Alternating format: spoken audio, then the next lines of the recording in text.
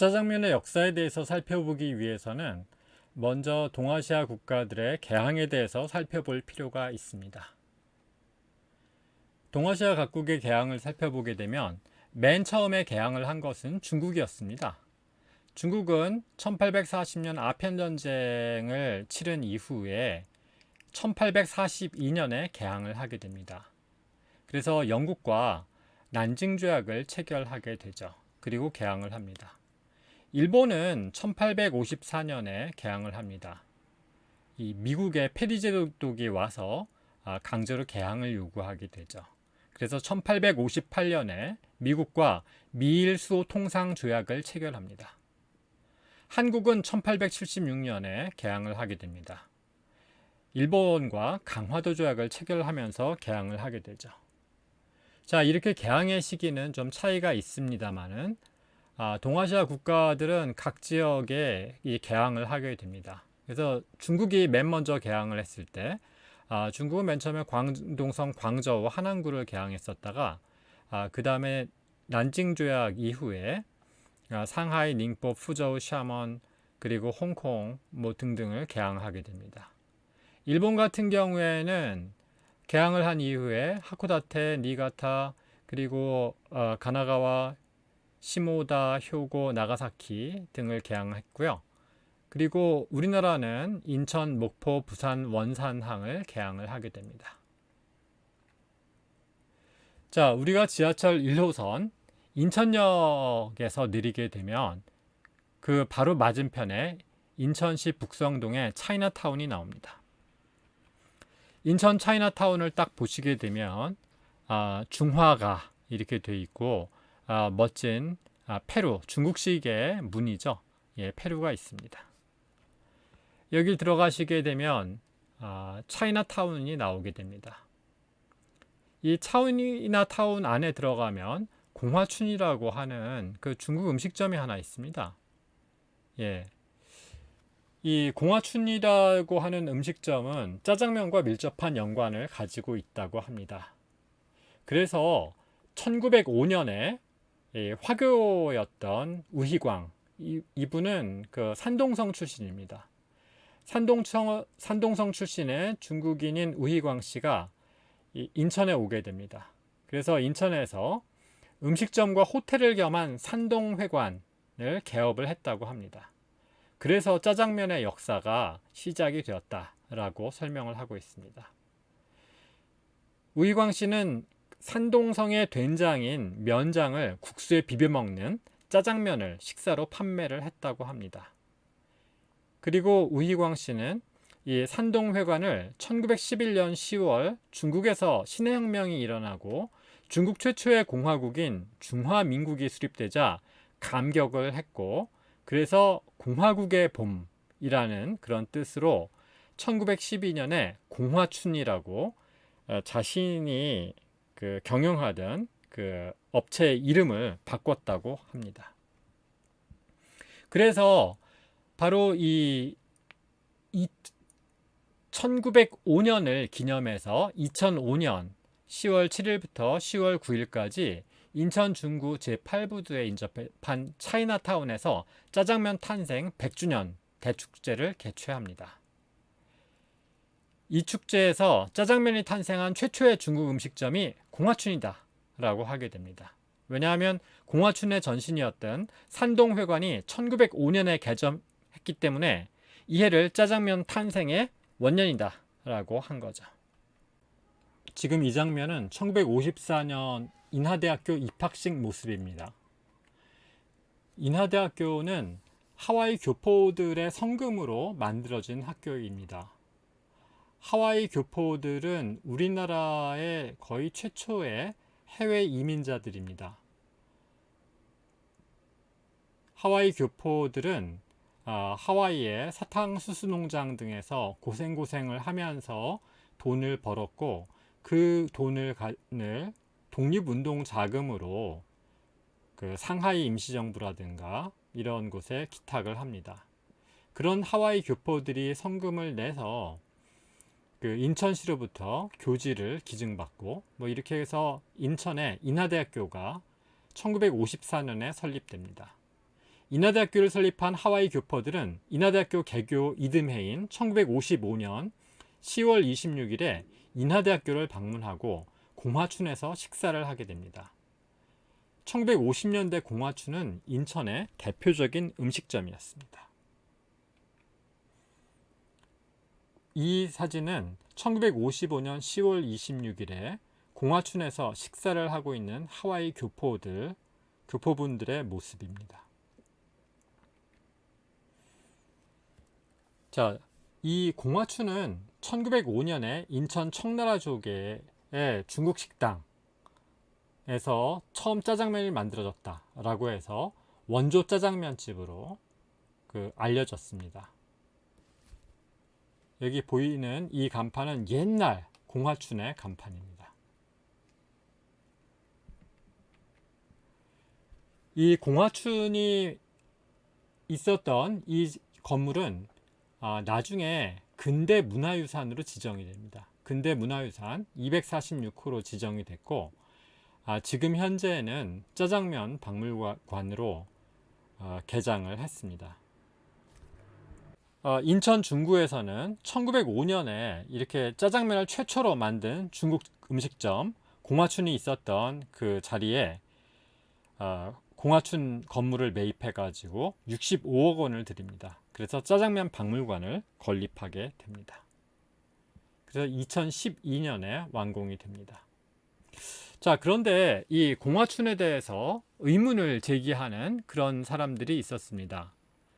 일단 공화춘이 1905년에 산동회관으로 문을 열었다라고 이야기를 하고 있는데, 여기에 대해서 이 공화춘 건물이 언제 건축되었는가 조사가 있었습니다.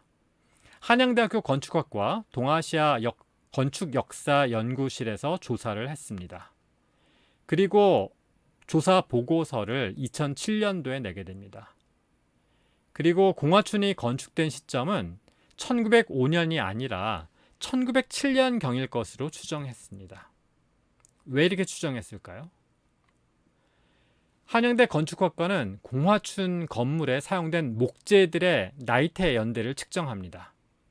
그래서 공화춘 건물에 사용됐던 목재들의 나이테 연대를 볼 때 1901년과 1904년, 1906년에 목재를 벌채했다라는 사실을 알게 됩니다.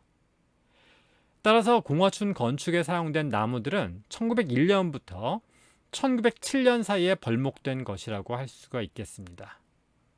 그러니 1905년에 건립된 건물에 1906년에 벌목한 목재를 사용하는 것은 불가능한 일이죠. 그래서 공화춘이 1905년에 건립되었다고 보기는 어렵습니다. 결국 공화춘은 1905년에 영업을 시작했다고 볼 수 있는 증거가 부족한 거죠. 그리고 또 하나 문제가 있습니다.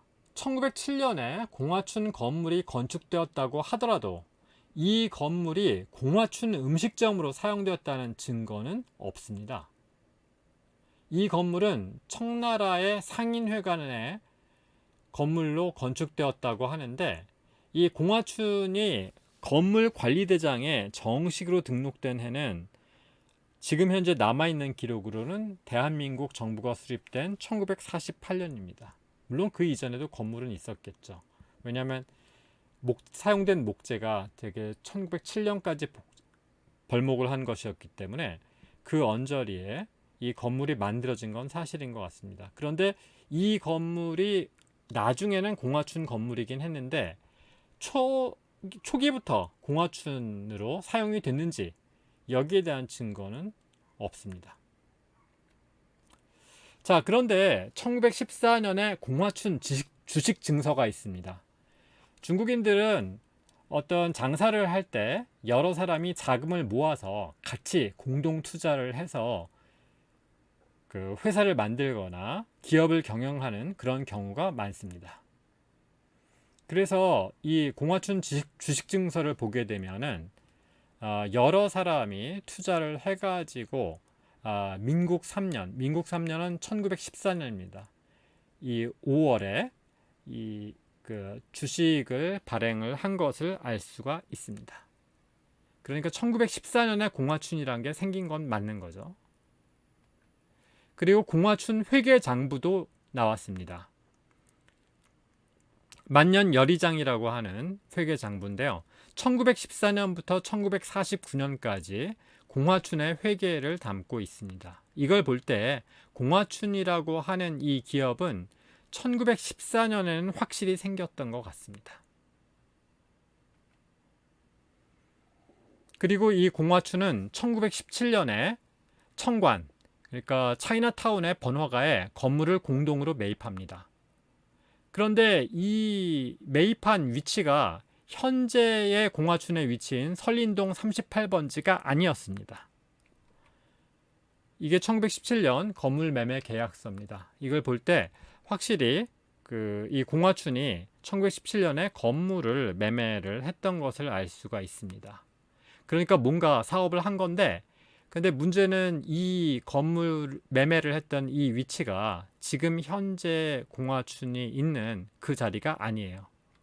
그 자리가 아니고 당시 차이나타운, 그 청관거리라고 불렸던 이 차이나타운의 부근의 건물을 매입을 한 겁니다. 그러나 이때 이 건물들은 거의 남아있지 않습니다. 왜냐하면 1950년에 한국전쟁 속에서 그 인천 상륙작전이 벌어지고 그러면서 아주 많은 건물들이 이때 파손됩니다. 그래가지고 지금 현재 그 원래 건물은 남아있지 않습니다. 그리고 1922년에 공화춘 주식증서입니다. 근데 여기서 보면은 그동안 짜장면을 만든 공화춘의 그 주인으로 나왔던 그 우희광 씨의 그 이름이 여기 나와 있습니다. 그러니까 이 1922년부터는 확실하게 우희광 씨가 이 공화춘의 영업에 참여를 했다는 것을 알 수가 있습니다. 자, 그러면 이 설린동 38번지, 지금 현재 공화춘이 있었다고 하는 그 자리에는 그럼 어떤 회사나 기업이 일을 하고 있었을까? 그 부분에 대해서는 1935년에 장부를 보게 되면은 그 위치에 원화잔이라고 하는 무역중개업과 여간업을 하고 있는 업체가 영업을 하고 있었다는 것을 알 수가 있습니다. 그럼 공화춘은 뭘까? 공화춘은 아마 이 원화잔에서 음식을 팔았던 것이 아닐까라고 추정을 하고 있습니다. 그러다가 1930년대 국제 정세가 매우 나빠지게 되죠. 그리고 그 중국하고 일본이 중일 전쟁을 하게 됩니다. 그러면서 중국과 무역을 하던 많은 무역상들이 폐점을 하고 경영이 어려워지게 되죠. 그러니까 당연히 원화잔의 영업도 어려워졌고, 그래서 그 원화잔은 규모가 축소가 되고, 반면에 공화춘은 당시에 중화유리가 유행하면서 규모가 확장된 것으로 보입니다. 그러니까 원래는 원화잔이 그 공화춘 자리에서 무역 중개업, 여관업 같은 걸 하고 있었고, 공화춘은 원화잔에서 음식을 팔았던 것 같은데, 이 무역업이 쇠퇴를 하면서 원화잔의 영업이 어려워졌고, 반면에 중화유리가 유행하면서 공화춘의 규모가 확장된 것이 아닌가라고 추정을 하고 있습니다. 자, 그래서 이 공화춘은 1940년대, 50년대, 60년대 쭉 영업이 잘 됩니다. 그리고 아까 이 사진에서도 보셨듯이 인하대학교 설립에 참여했었던 하와이 교포들이 식사를 하실 정도로 굉장히 사업이 잘 됐죠. 자, 그러나 이 1950년대, 60년대를 지나서 70년대, 80년대가 되면은 이 중국 음식점을 하는 것이 굉장히 어려워지게 됩니다. 그래서 결국 공화춘도 1980년대 문을 닫게 됩니다. 현재 차이나타운에 있는 중국 음식점 공화춘은 예전의 공화춘과 직접적인 연관이 있는 것은 아닙니다. 지금 현재 공화춘은 한 한국인이 경영하는 그런 음식점이고 2004년도에 다시 개업을 한 겁니다. 다만 상표권, 공화춘이라고 하는 상표권을 이쪽에서 가지고 있습니다. 그래서 지금 현재 공화춘의 후예들은 뭐 신승반점이라고 해서 다른 음식점을 개업을 했습니다. 아무튼 짜장면 박물관은 2012년에 공화춘이 있었던 자리에 개장을 하게 됩니다. 그리고 이건 2022년, 10년 뒤의 모습이죠. 뭐 거의 크게 바뀌진 않았습니다.